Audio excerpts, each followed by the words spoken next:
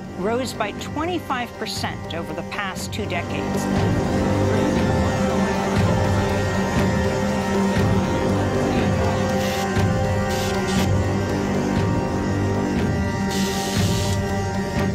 Segregation is still a reality as well, at work and at home.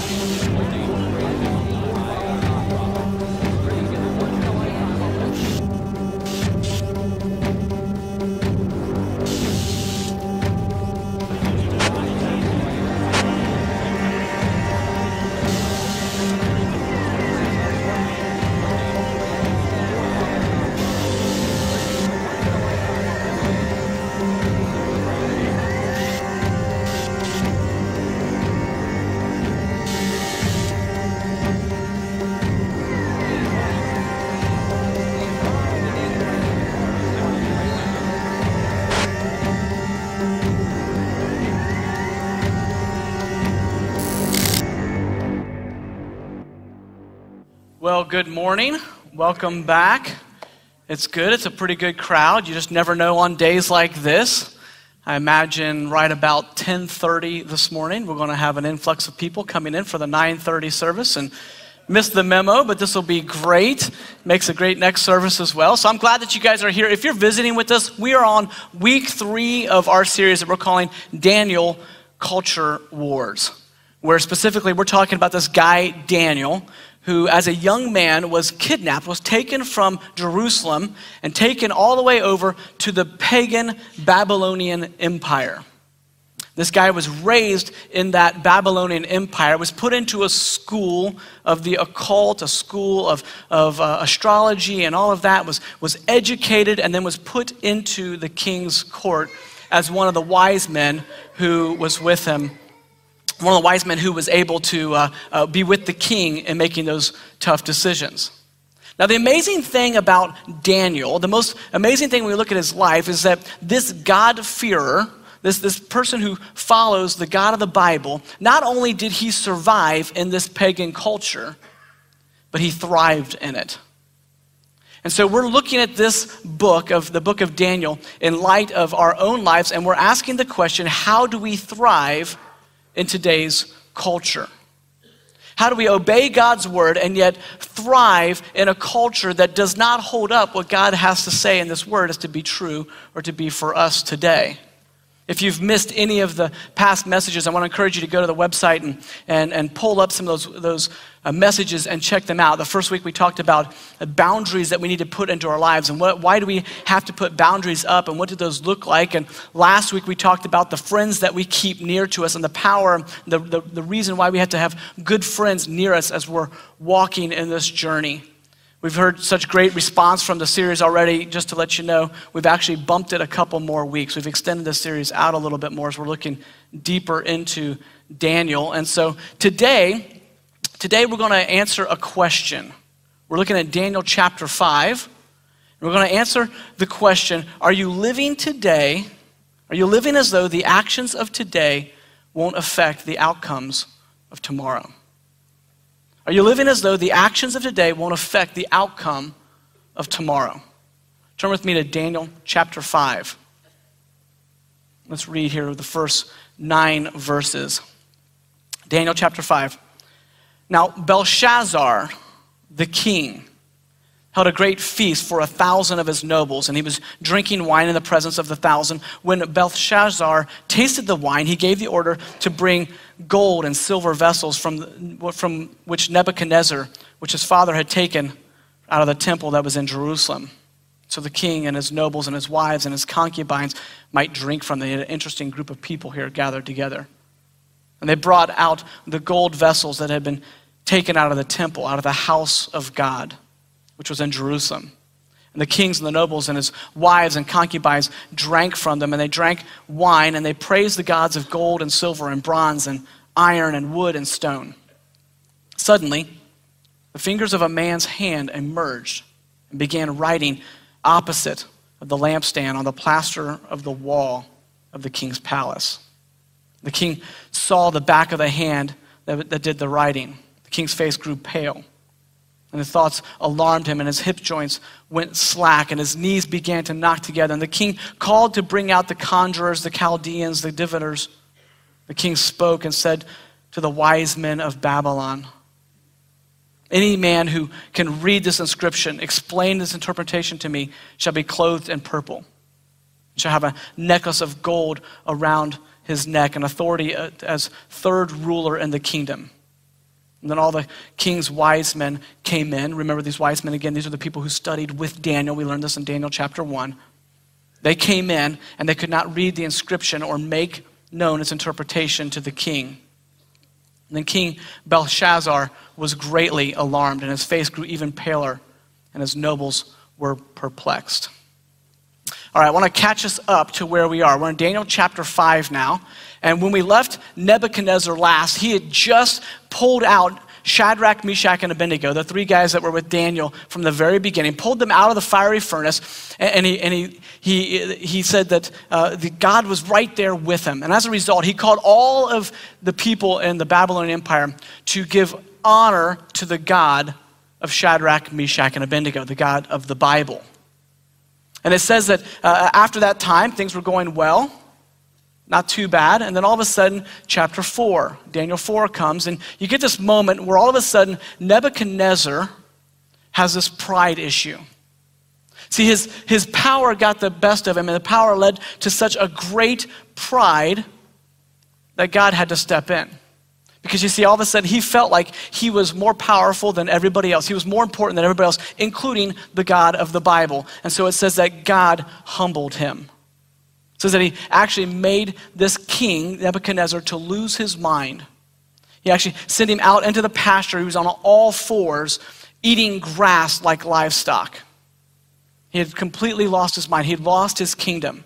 It says now he was doing that for such time until all of a sudden he looked up to God, and it says he humbled himself and he acknowledged God for who he is. I love what it says in verse 37 of chapter 4. It says, now I, Nebuchadnezzar, praise, exalt, and honor the King of heaven. For all his works are true, his ways are just. He is able to humble those who walk in pride. I think of James 4, where it says God opposes the proud and gives grace to the humble. It says in that moment when he turns his eyes up to God, that God restores his mind and restores his kingdom. So he had a little bump right there at the end, because it says that he lived a little while longer, but then history tells us that Nebuchadnezzar died shortly thereafter. Now, after he died, there were 3 kings that took his place right in a row. They were very short, very quick, not short like me, short time periods that they were kings, right? So you got to clarify that. There were short time periods, because what happens is when a king, you become king because the last king dies, and usually, sometimes he dies like Nebuchadnezzar did, which is of natural cause, and most of the time, you die because you're murdered, right? And so the first king came in, he was in power for just a little over a year, and all of a sudden, it's a really tough job to be king of this empire, because he gets killed, and the guy who kills him then becomes king. And he's thinking, this is great, I'm gonna go this way with it, and then before he even has a chance to get going, he is killed, and that guy becomes king. And then it says that guy only lived just a short time as well, and then he was murdered as well, and was killed by this guy who was a descendant of Nebuchadnezzar. They believe it was actually one of his offspring, one of his sons.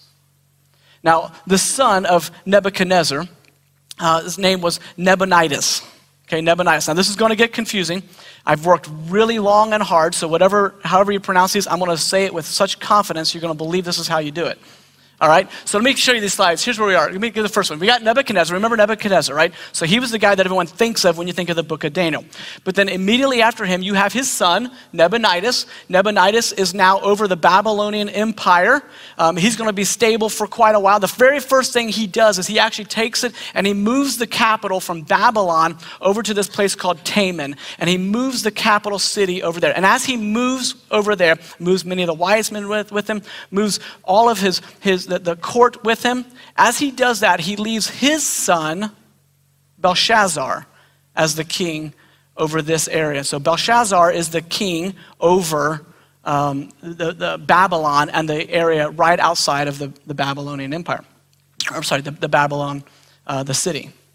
Now, another thing you have to understand during this time, you got the whole reign of Nabonidus. Babylon was under siege. It was being attacked by the Medes and the Persians, nonstop.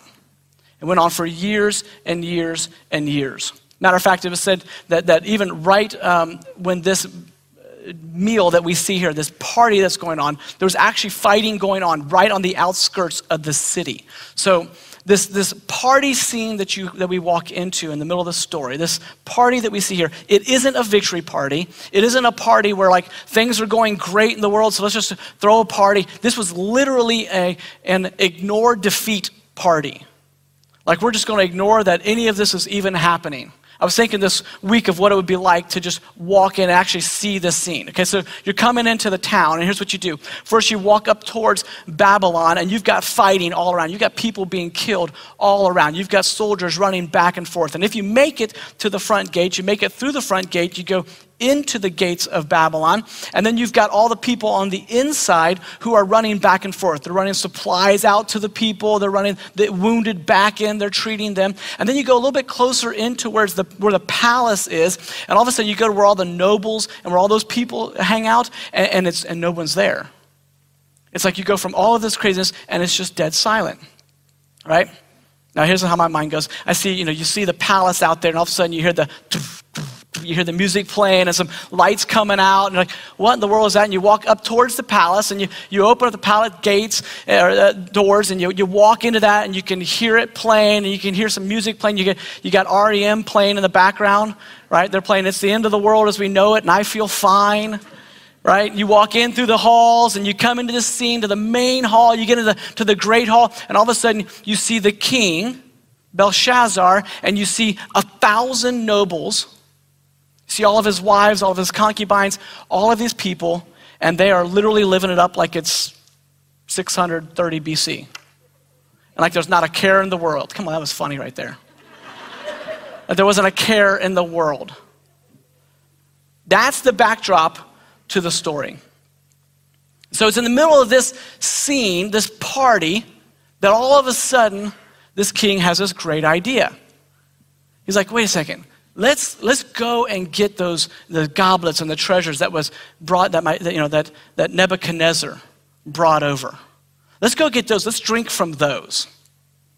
This was significant because he knew that they came from Jerusalem. See, he knew that at this moment, he was crossing a line. But see, I don't think he really cared a whole lot because as he was in reign, as he watched his father rule and he was ruling this area, I'm sure during this entire time, he was worshiping his gods, little g gods. He was praying to these gods and he was sacrificing to these gods. But as he prayed and sacrificed to these little g gods, they were not showing up. They didn't care. And so why would this big G God of the Bible, this big G God of Israel, why would he care either? And so he calls out and he goes down and he has them sent up so he can drink from them. Now if you miss this with the big G, little g gods, once you cross that line with the big G God, you step into what's called blasphemy.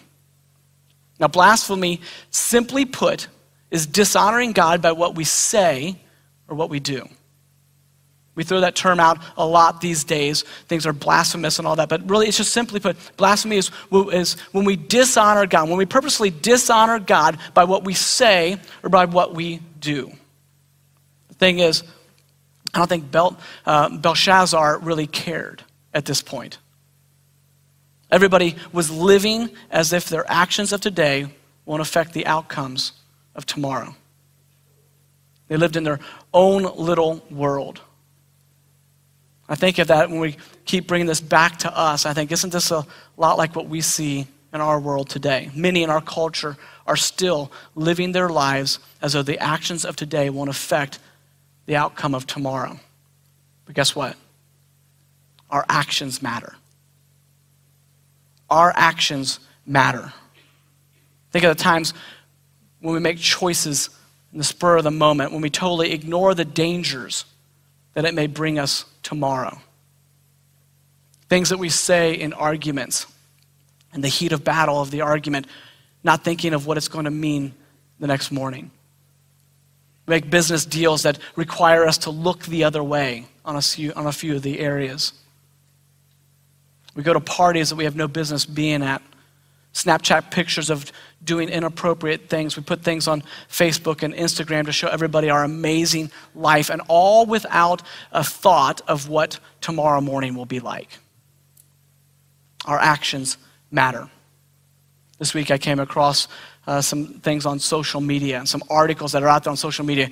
I found 3 articles that were interesting. One of them said 12 people who got fired over a single Instagram post.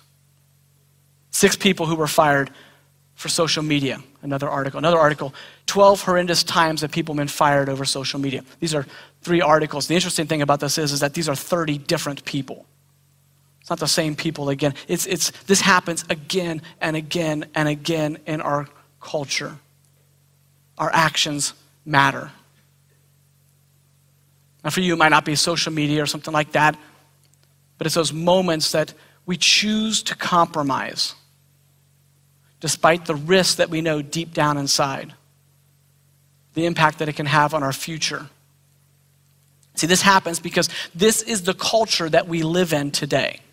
We live in a similar culture that lives today as if our actions of today will not affect the outcomes of tomorrow. So in this story, in verse 5 of the story, God shows up, literally.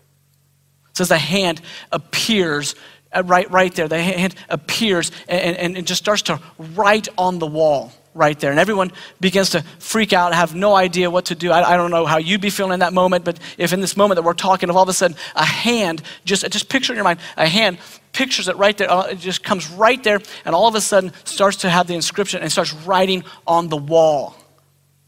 I don't know about you, but I would think the writing's on the wall, right? I'm thinking we are in a lot of trouble at this point.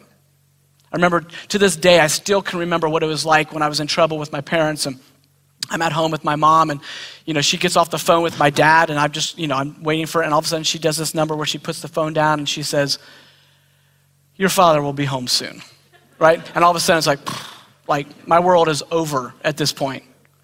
This is what the Belshazzar felt like at this moment. It says that the blood drained from his face. It says he went weak in the knees. And this is great. I'm going to give you a literal translation, cleaned up version, but a fairly literal. It says his hip joints went loose. What's it say? It went slack. Yeah, you know what it means? He messed himself right there. So literally now imagine this. 1,000, it's a true story. 1,000 people all around looking to the king going, "What in the world is that?" And he just stands there and goes, that's all he can say at that moment. Right? I do not blame this guy for that. He has no idea what to do, and so he calls these wise men out, right? Again, the conjurers, the Chaldeans, the diviners, these are all the people that went to school with Daniel. They were trained in these things that Daniel was trained in. Shadrach, Meshach, and Abednego, they were all trained in these areas. It says whoever comes, you're going to get a reward. The reward is you're going to get a purple robe, you're going to get a nice necklace, right? These things are all signs of royalty. You're going to be treated as royalty. You're going to be named number 3 in the kingdom. Now remember, number 3, side note here, the reason why it's number 3 is because number 1 is this guy Nebuchadnezzar. Remember, Nebuchadnezzar was over all of the empire. Number 2 would be Belshazzar. And so the best that this guy has to offer is number 3 in the kingdom. A kingdom that's under siege, that's falling apart, that at this point is probably about a third of the size that it was with Nebuchadnezzar. So most people here knew that this was not much of a reward. I love what happens in verse 10. Verse 10, the queen shows up. It says the queen showed up at the banquet, and she says, hey, listen, Nebuchadnezzar knew a guy. When Nebuchadnezzar was, he knew a guy that was so wise, he actually put him in charge of all of the wise men, put him in charge of everybody that you see right here.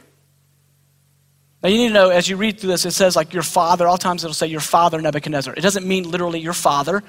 In this culture, it means an ancestor, which in this case, Nebuchadnezzar would be a grandfather. So guess what? Grandma shows up at the party. Okay, if writing on the wall isn't enough, Grandma shows up. When Grandma shows up, it's getting serious. And all of a sudden, Grandma shows up and she says, listen, you are in some real trouble here. So she tells him about Daniel. She says Daniel is wise. And she describes him in verse 11. She says illumination, insight, wisdom, like the wisdom of the gods are in him. And so the king calls for Daniel. It's like, I need that guy here. I need his help. Now, Daniel was not right there. He was probably, we don't know for sure, but probably in Taman, in this other capital now. He's probably there. And so he calls for him. And so Daniel literally has to make that walk I just described. Goes to the front gates. He's going through all the battle. Probably got snuck in through the front, probably the back door, and got snuck all the way in. And same type of thing. Sees the lights going, goes all the way. I can only imagine what's going through his head as he's walking in and he's seeing this scene. He comes into this big party scene, which again is very cleaned up. It is probably just debauchery and all of that going on. He walks into there and he sees all of these people. He sees the wine. He sees all of these things. He sees this writing on the wall. He sees the mess that the king had right there. And he reads and he's thinking, oh, this is not going to go over well. And as he walks up, the king says, you're Daniel, right? You're the guy that came over, that Nebuchadnezzar brought over. You're that guy? I know you. And Daniel's like, I think I know you too. Remember, Daniel's name is Belteshazzar. His name is Belshazzar. What are the odds of that? I mean, think of that. How many guys are named Belteshazzar in the world, right? And so he's got this name that is almost exactly, it means very similar, but it's almost the exact same thing as this king. I can imagine Daniel at this point, he's just fed up with the whole thing because every decree and things that came out, his buddies were kind of like, hey, Belteshazzar, was this your idea? This crazy thing was yours? It's like, that was Belshazzar. Belshazzar means Belteshazzar. It's totally different. Totally, it's 2 letters difference. He's probably thinking, please, just call me Daniel from now on. He's irritated with this king who's got this reputation of really just being an idiot. At this point, the king says, okay, Daniel, I'm going to give you something. I'm going to give you a robe. I'm going to give you a necklace. I'm going to give you third in the kingdom. If you can just help me out with this. I love what Daniel says. His response in verse 17, he says before the king, he says, keep your gifts for yourself. And don't give your rewards to someone else. However, I will read the inscription and make the interpretation known to him. It's like, you can keep that. I think Daniel was like, I don't think I really need to be number 3 in this kingdom. Right? If you remember, Daniel's already number 2. He's actually number 2. Daniel is actually in the main capital as like the prime minister over the whole area. So he's like, I don't want to take this demotion and do this. And so he then begins to recall the history. It's a lecture time. It's that the time he recalls the history of Nebuchadnezzar, where he says that literally his pride actually sent him out to pasture, right? His pride did that. God took the throne from him. It says your grandfather had to learn the lesson of pride and arrogance, that his actions weren't above the law, God's law. It says, you might recall you too had a relative who had a hard time as king. Right? Of course, he remembers Nebuchadnezzar. He gives him this big lecture to the king, but the king knows the story everyone knows the story of the king who lost his mind. But Daniel points out how fast we forget. How fast we forget. How many times we don't learn the lessons from the past that the past wants to teach us. Seems obvious in hindsight. We always say hindsight's 20/20, right? As we look back. But how many times have you made a mistake, you've acknowledged a mistake, but then you made it again and again and again? Several years ago, I was at a church, and I was talking with our staff, and I was talking about communication and how you communicate to large groups. And specifically, I was talking about emails and texts and things like that. And I said, one thing you have to understand is that sarcasm is rarely appropriate. Sarcasm is one of those things that people can misinterpret very easily, and so when you're talking to a big group, sarcasm's very rarely appropriate for the setting, unless the people really, really, really know you. And it made a lot of sense until that Sunday when I stood up on stage and I was giving the announcements. And as I was giving the announcements, we were talking about some donations that were given back, and I made some sarcastic comment, a joke, that everybody laughed. It was hilarious. And everyone laughed, and I did the rest of the announcements. I came down, and in between services, my boss, the senior pastor, came to me and was quick to come to me and say, hey, listen, let me tell you what will not be in the next service when you do the announcements. And I remember in that moment, I was kind of like, are you kidding me? Like, it was obviously a joke. Everybody laughed. Like, this is, really? I mean, it was sarcasm. As soon as I said it, I'm thinking, man, how quick I forget. How quick we forget the mistakes that we've made. You've heard the phrase, those who forget the past are doomed to repeat it. It's an old statement, but it's true. I love what the Apostle Paul says in 1 Corinthians 10. He says, he's talking to the church in Corinth about the people of God. It says, now these things happen as an example for us that we would not crave evil things as they craved. We talk about this word all the time as true stories and stories of people who lived real lives, who were real people, who were messed up at times. Well, we believe that these things were written as an example for us. These stories were given to us as an example to us. See, the past has a lesson that it wants to teach us. The past has a lesson that it wants to teach us. Many of you guys know I love the older generation of our church. I value them greatly. The reason why I value you guys greatly is because I believe that there are some people who have lived life long enough to deserve to be heard. Oftentimes you'll see me Sunday morning, I'm sitting out there, I'll have coffee with some of the guys, and I sit down, we spend that time together, and when possible, I bring my kids over to sit with us. Because it's a time of friendship and sharing the friendship, and it's a time of learning. Because when I spend time out there with these guys, I'm learning from them. I learn from their successes, and I learn from their failures, usually with a lot of laughter. See, I want my kids to learn like that. I want to teach my kids from my successes and from my failures. I want to pass that on to my children as well, because the past has a lesson that it wants to teach us. The question that we have to constantly ask ourselves is, are we teachable? Are we too busy in our world to have time for this, or do you actually pay attention to the mistakes that you've made? Do you make a correction? Do you live your life differently today as a result of your past? You've heard us use the phrase that God doesn't waste a hurt. It's a true story, true statement. God doesn't waste a hurt. He won't waste when the pain that you've gone through, the hardships that you've done, even the bad decisions that you've made. God redeems, he restores, he rebuilds. God does all of these things. He will not waste a hurt, but you have to understand, even though he doesn't waste the hurt, we can. We can do it.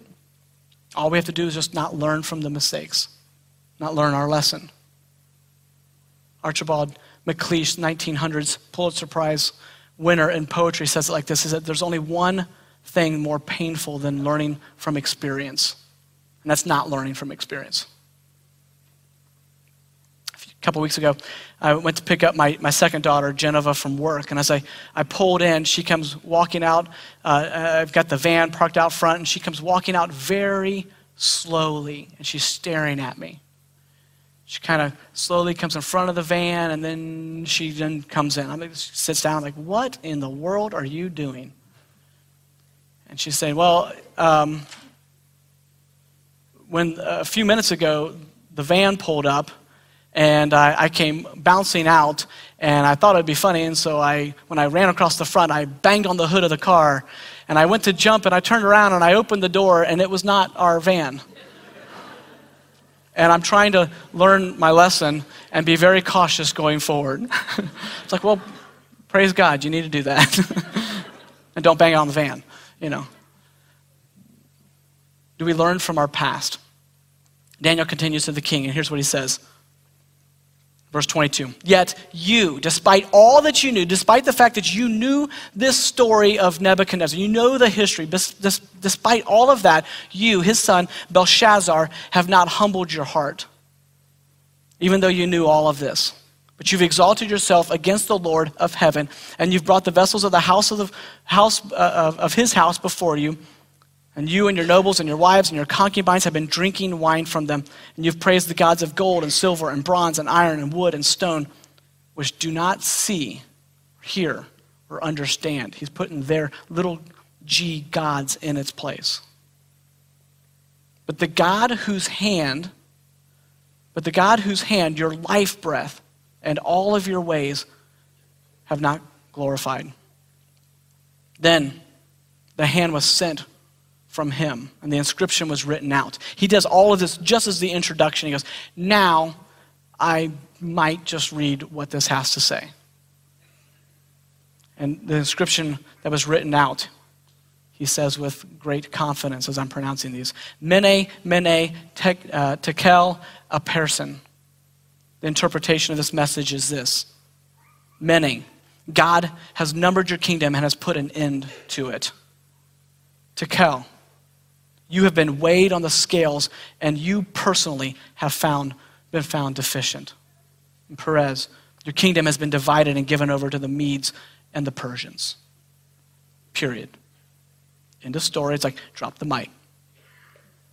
It says in that moment, the king then goes and he gets the robe, puts the robe on him. He gave the necklace around his neck, and he issues a proclamation concerning how he now has the authority as third in the ruler of the kingdom. And then it says, that very night, Belshazzar, the Chaldean king, was slain. So Darius, the Mede, received the kingdom at age 62. So Belshazzar learned the very, very hard way that your actions matter. It's a tough lesson to learn, but I think you and I both know how easy it is for us to get sucked into this. How easy it is for us to live and to ignore God in our life.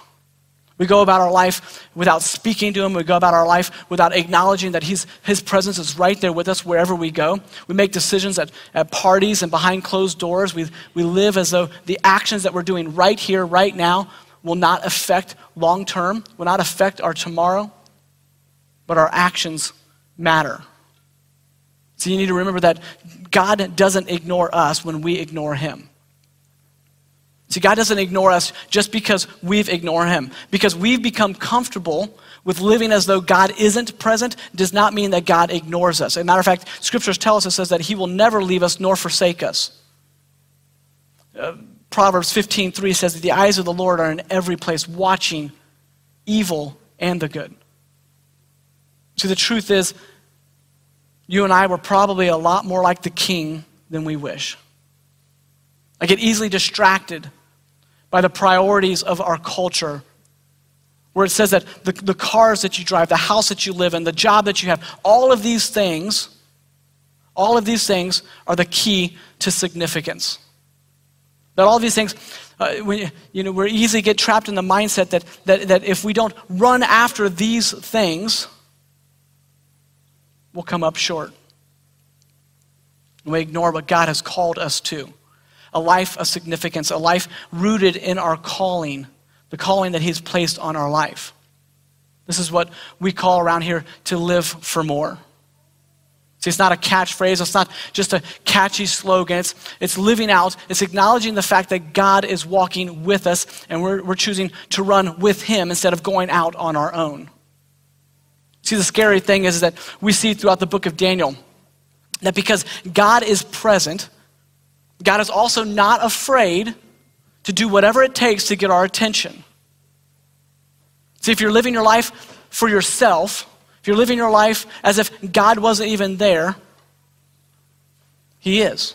Some of you guys are maybe even be here today because of that, because you've been living your life as though God wasn't part of your life, and he's done something, or he's allowed something to happen into your life to all of a sudden to wake you up, and you're coming here today realizing and knowing that God is present. We see it all the time. When marriages are falling apart, illnesses come, decisions that you've made have your back against the wall. You see, this is the danger of living as though our actions of today won't affect the outcomes of tomorrow. Because they do. Our actions matter. When you live your life like God isn't there, it matters. When you make the decision like God isn't there, it matters. When you choose to ignore God in certain moments of your life, this matters. When God's grace shows up in your life again and again and again, and you continually go back to the same mistake again and again and again, it matters. So many times we look at the God of Daniel, the God of the Old Testament. We think of this as the God of the Old Testament because the God of the New Testament is a God of grace. And that's true. He is. He is a God of grace. He does take broken things and he restores them and he redeems them. He takes our mistakes and he can turn them around.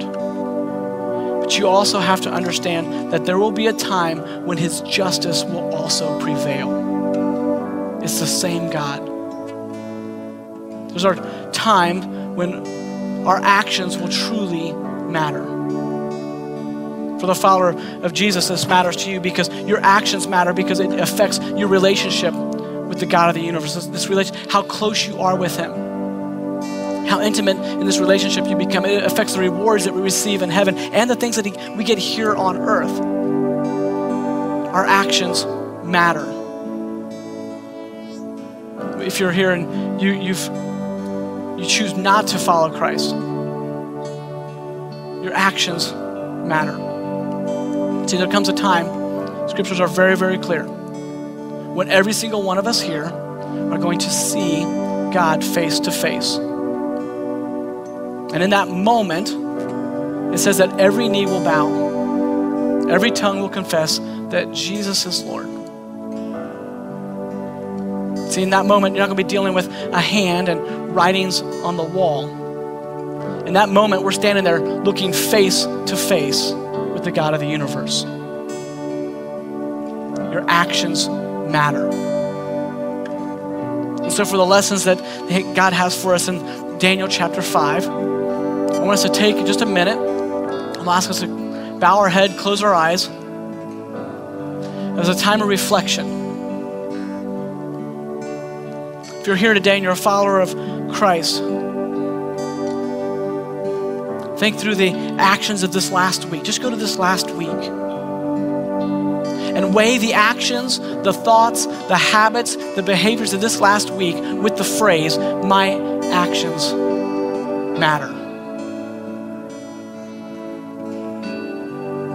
The way you live your life gets passed on to this next generation and the next generation and the next generation. The faith that you have and the mistakes that you make go passed on to the next and the next and the next. If you're a follower of Christ and you're in this pattern, this is a moment to turn your life back to him.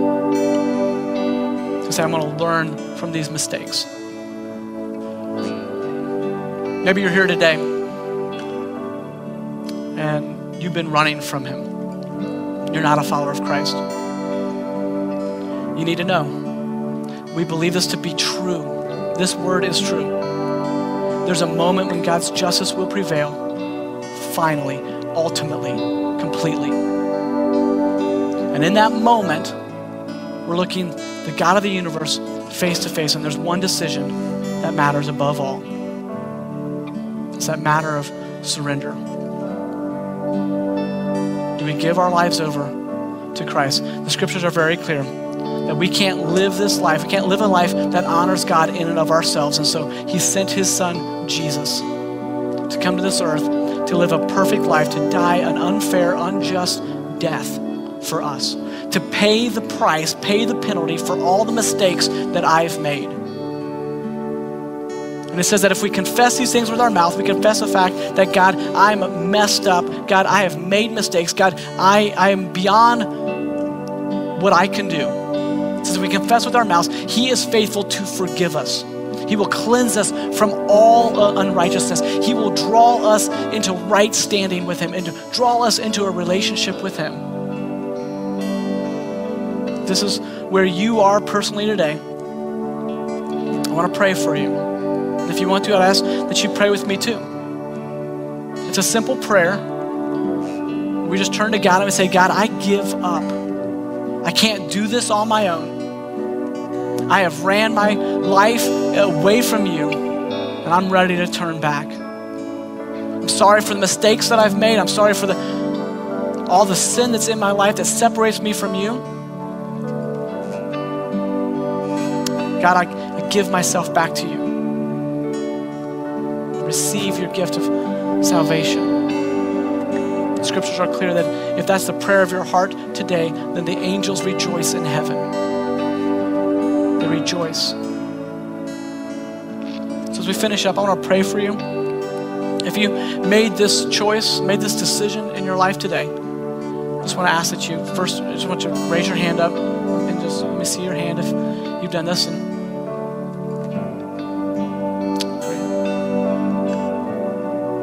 pray for us. God, I pray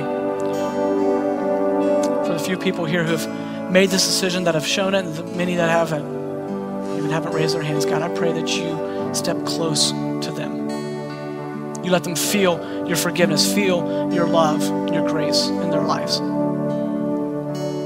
God, help us, even those who are followers of you, God, help us remember that our actions matter.